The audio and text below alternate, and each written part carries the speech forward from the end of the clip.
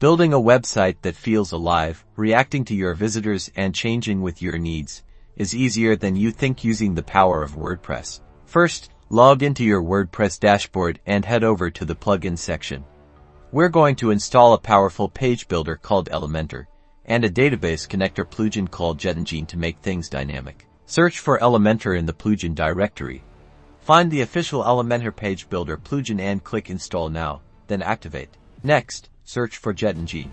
Install and activate this plugin too. JetEngine will let us create custom post types and custom fields. With JetEngine activated, you'll see its menu in the WordPress sidebar. We will create our data tables and custom fields for our dynamic elements here. Now, open a page with Elementor and select a text field and click on Dynamic Options. Now, you can select your fields and other relevant dynamic values. Just like that, you can turn simple blogs into full-fledged websites with dynamic contents. So get ready to build your dream site and see it come to life.